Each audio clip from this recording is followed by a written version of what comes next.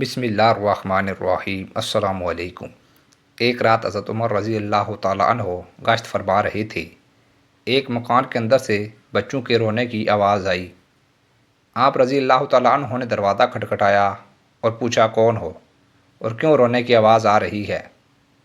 وہ عورت اندر سے کہنے لگی میں بیوہ ہوں، خاوند میرا فوت ہو چکا ہے، بچے یتیم ہیں، بھوک کی وجہ سے بلبلا رہے ہیں، تو میں نے چند ٹھیکریاں اور چند پتھر دیگچی میں ڈال دیے ہیں اور ان کو ابال رہی ہوں۔ بچے سمجھتے ہیں کہ کچھ پک رہا ہے، یوں ہی آہستہ آہستہ سو جائیں گے، وقت گزر جائے گا۔ حضرت عمر فاروق رضی اللہ تعالیٰ عنہ نے فرمایا تم نے خلیفہ کو خبر نہیں کی۔ وہ عورت کہنے لگی میں پردے والی ہوں، میں بھوکی تو ہوں لیکن میری غیرت تو نہیں مری کہ میں بے پردہ ہو کر باہر نکلوں۔ بھوک ہے مگر حیا والی ہوں۔ پھر فرمایا تجھے اس حالت کی امیر المومنین کو کسی طریقے سے خبر تو کرنی چاہیے تھی۔ امیر المومنین خلیفۃ المسلمین ہے، عالم الغیب تو نہیں، عالم الغیب تو اللہ کی ذات ہے۔ حضرت عمر رضی اللہ تعالیٰ عنہ نے فرمایا تجھے بتانا تو چاہیے تھا۔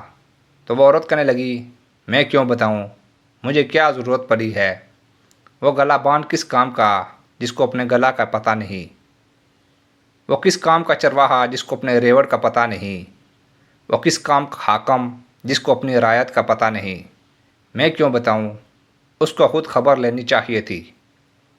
مولانا عبدالشکور نے لکھا ہے کہ وہ مائی جوش میں آ کر کہنے لگی قیامت کا میدان ہوگا اور وہاں میں عمر کو اللہ کے دربار میں لے کے جاؤں گی، اور میرا دوپٹہ ہوگا، عمر کی گردن ہوگی، اور اللہ کے دربار میں پیش کروں گی کہ یہ ہے خلیفۃ المسلمین، میرے بچے بھوک سے بلبلا رہے تھے لیکن اس نے راشن نہ پہنچایا۔ یہ تو پھر قیامت کے دن فیصلہ ہوگا۔ جب حضرت عمر فاروق رضی اللہ تعالیٰ عنہ نے یہ سنا تو دوڑتے اور روتے ہوئے بیت المال پہنچے اور اس طرح رو رہے تھے جیسے بچے بلک بلک کر روتے ہیں۔ آپ رضی اللہ تعالیٰ عنہ نے فوری طور پر غلام سے فرمایا جلدی جلدی میری پیٹھ پر آٹا، گھی اور کھانے پینے کا سامان رکھو، جو بھی ہے بیت المال میں دے دو، جلدی کرو۔ غلام نے کہا حضرت میں حاضر ہوں، میں اٹھا کے لے جاتا ہوں۔ فرمایا نہیں، میں ہی لے کر جاؤں گا، آج یہ بوجھ تم اٹھا لو گے، کل ان کی اٹھی تو قیامت کے دن بوجھ کون اٹھائے گا؟ اللہ کے دربار میں تو کوئی دوسرا نہیں اٹھا سکتا، یہ میری پیٹھ پر رکھو۔ آپ رضی اللہ تعالیٰ عنہ وہ چیزیں لے کر فوراً آئی، اوروں سے کہا پردہ کرو۔ اس نے پردہ کیا، آپ اندر گئے، جلدی سے کچھ حلوہ تیار کیا، جو کچھ ہو سکتا تھا جلدی جلدی خود تیار کیا۔ کتابوں میں لکھا ہے کہ جب لکڑیاں جل رہی تھی تو لکڑیاں گیلی تھی، ان سے دھواں نکلتا تھا۔ آپ رضی اللہ تعالیٰ عنہ اس کو پھونکے مارتے تھے کہ آگ جلے۔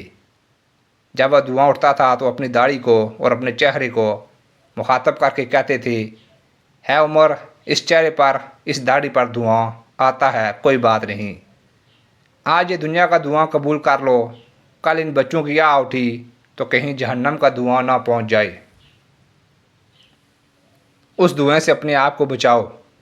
پھر جب حلوہ وغیرہ تیار ہوا تو حضرت عمر فاروق رضی اللہ تعالیٰ عنہ نے بچوں کو قریب کیا، اپنے ہاتھوں سے ان کے منہ میں لقمے ڈالے، اور پھر جب وہ بچے خوش ہو گئے تو حضرت عمر فاروق رضی اللہ تعالیٰ عنہ نے اپنی گردن میں چادر ڈالی اور عورت کے پاس چلے گئے اور اس کو کہا عمر میں ہوں، میں ہی خلیفۃ المسلمین ہوں، مجھ سے ہی سستی ہوئی، میں تیرے پاس راشن نہ پہنچا سکا، مجھے اطلاع نہ تھی۔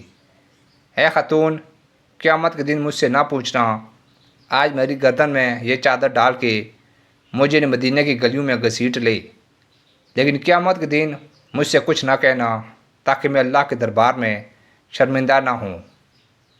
حدیث میں آتا ہے کہ وہ عورت رو رہی تھی، بچے رو رہے تھے، کہنے لگی مجھے تو پتہ ہی نہ تھا کہ تو خلیفہ ہے، قیامت کے دن میں اللہ کے دربار میں تیری سفارش کروں گی کہ اللہ عمر کو بخش دے، اس نے میرے روتے ہوئے بچوں کو سینے سے لگایا تھا۔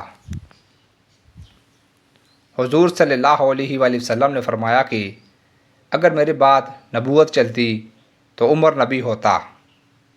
حضور صلی اللہ علیہ وآلہ وسلم نے فرمایا کہ میری عمر کی نیکیاں آسمان کے ستاروں سے بھی زیادہ ہیں۔ حضور صلی اللہ علیہ وآلہ وسلم نے فرمایا، ہے عمر، جب اس دنیا سے باپ فوت ہو جائے گا تو اس کی اولاد روئے گی، خامند فوت ہو گیا بیوی روئے گی، بیوی مر گئی تو گھر والے روئیں گے، خاندان کا بڑا مر گیا خاندان والے روئیں گے۔ ہے عمر، جب تو دنیا سے رخصت ہوگا تو قیامت تک میرا اسلام تیری جدائی میں روتا رہے گا۔